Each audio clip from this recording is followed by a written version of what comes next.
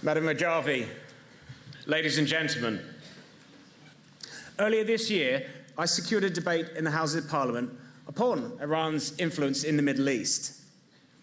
And it was an opportunity to give us a chance to talk about what is happening in countries such as Syria, Iraq, Libya, and Yemen. And I repeated my belief in that discussion that the people of Iran are a fine collective with a remarkable history in the region. However, the modern-day rulers of the country are a theocratic regime based upon the principle of law by Islamic jurists, and the Iranian people themselves are the real victims of that regime. In this context, it is worth noting that the IRGC and institutions affiliated to the Supreme Leader are the beneficiaries of the sanctions granted by the Iranian nuclear deal. And this in turn proves something I said at the time, that it was a great mistake to decouple human rights and abuses of terrorism in the region from the Iranian nuclear deal.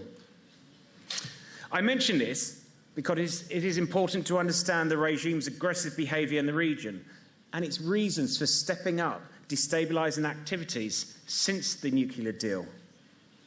And it simply comes from an inability for the mullahs to address the legitimate demands of the people of Iran and offer them a better future.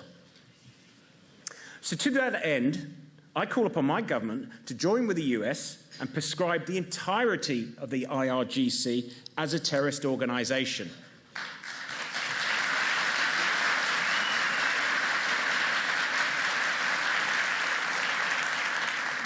Secondly, I call upon the UK government and indeed the EU to work with our allies to ensure that the influx of cash which is going from the Iranian regime into terrorism in the Middle East to be stopped.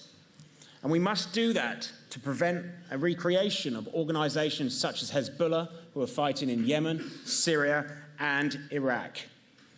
And thirdly, I call upon the UK and the other European countries to expel Iranian regime agents from Europe who are engaging in activities which are working against the people of Iran and the people of the Western world.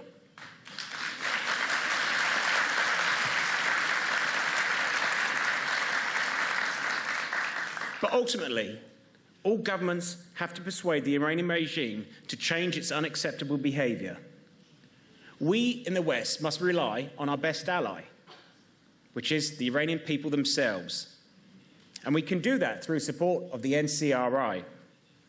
The West must support the people of Iran in their steps to realise their democratic aspirations and to start a dialogue with the NCRI and Mrs. Rajavi to help identify and shame those who are responsible for human rights abuses in Iran.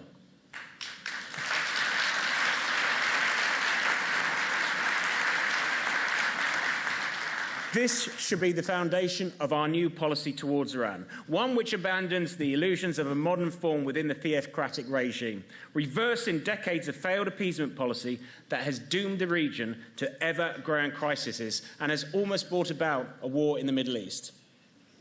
I assure you of my support for the endeavours to establish a free and democratic Iran, and I hope one day that we have an opportunity to hold a celebrated conference in Iran.